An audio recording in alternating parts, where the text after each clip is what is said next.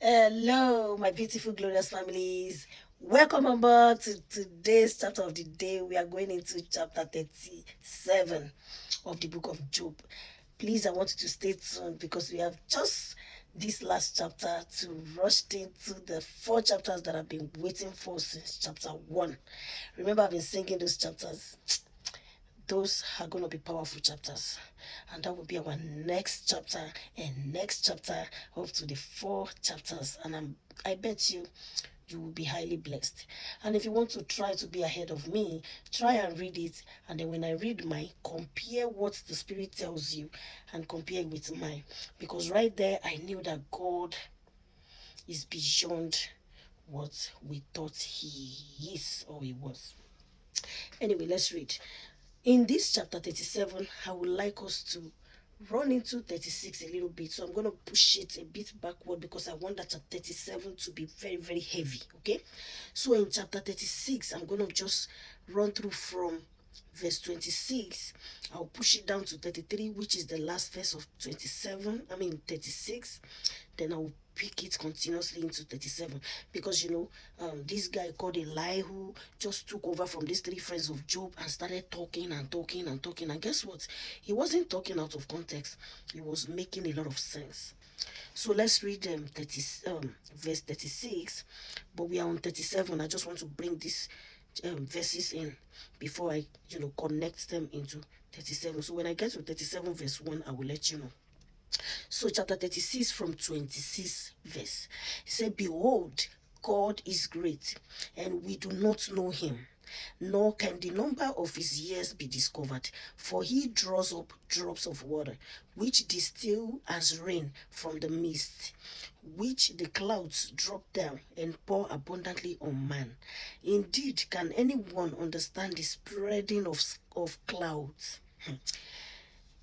The things I fear in chapters to come are beginning to showcase themselves here. Okay, he says, indeed, can anyone understand the spreading of clouds? The thunder from his canopy. Look, he scatters his light upon it and covers the depths of the sea. For by this he judges the peoples, he gives food in abundance, he covers his hands with lightning and commands it to strike. Did I scare you? Sorry. His thunder. This is the last verse of 36. Okay, this is verse 33 of chapter 36. He said, his thunder declares it. The cattle also concerning the rising storm. You know what? Let's continue. Now that is the end of chapter 36, and I'm sure some of you who followed me through in the last chapter, you must have read that with me. So now 37 verse 1. He said, at this also my heart trembles and leaps from his place. Hear attentively the thunder of his voice and the rumbling that comes from his mouth. He sends it forth under the whole heaven. His lightning to the ends of the earth. After it a voice roars. He thunders, and his majestic voice, and he does not restrain them when his voice is heard. God thunders marvelously with his voice. He does great things which we cannot comprehend. For he says to the snow, fall on the earth. Likewise to the gentle rain and the heavy rain of his strength. He seals the hand of every man, that all men may know his work. The beasts go into dens and remain in their lairs. And then that's verse 9 says, from the chamber of the south comes the whirlwind, and cold from the scattering winds of the north. By the breath of God ice is given, and the broad waters are frozen. He said, also with moisture, he saturates the thick clouds. He scatters his bright clouds, and they swirl about, being turned by his guidance, that they may do whatever he commands them on the face of the whole earth. He causes it to come, whether for correction or for his land or for mercy. Verse 14. Listen to this, old Job. Stand still and consider the wondrous works of God. Do you know when God dispatches them and causes the light of his cloud to shine? Oh, Jesus. Do you know how the clouds are balanced? Though, he said, those wondrous works of him who is perfect in knowledge. Why are your garments hot when he quiets the earth by the south wind? With him have you spread out the skies, strong as a cast meter mirror. 19. Teach us what we should say to him, for we can prepare nothing because of the darkness. Excuse me. He said, should he be told that I wish to speak? If a man were to speak, surely he would be swallowed up. Even now, men cannot look at the light when it is bright in the skies. I noticed that during the solar eclipse, there were this okay, many people could not even look into the sun. Like, you can't even try it. Why was your camera asked not to be facing it? Because you could crash your camera. That was how bright. And then during that solar eclipse, immediately the eclipse left. You needed to see the brightness, an unusual brightness fell on the earth. I was looking at it. I had a video of it. It's on my channel. It's on my YouTube channel. It was so bright.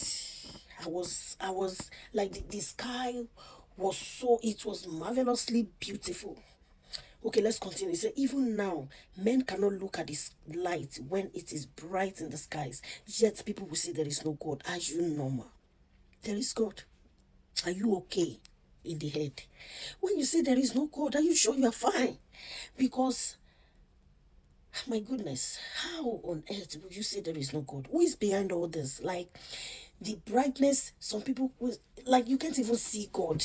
Because if you cannot move closer to the sun, then saying God means dead warrants. Because you can't see him with your physical eyes. It's a brightness star, it's a shining sun, is too bright, it could blindfold you, it could, you can't behold him, you can't see him face to face, you can't. That is why, remember, in the during the time that the Israelites left the Egypt and they were in the wilderness, they were telling Moses, please see him for us and bring message, because they know that it's not going to be funny to look into. Even Moses just saw his back view because he was too inquisitive. His back view, and then the guy, do you know what happened to him? Hey, God have mercy. Let's continue. He says, when the wind has passed and cleared them, he comes from the north as golden splendor. With God is awesome. When with God is awesome majesty. As for the Almighty, we cannot find him. He is excellent in power, in judgment and abundant justice. He does not oppress. Therefore, men fear him. He shows no partiality. He shows no partiality to any who are wise of heart. I mean, let's be sincere. This guy called Elihu really spoke out of sense, out of wisdom. He was able to, I guess it was because he interfered, because he contributed to this discussion.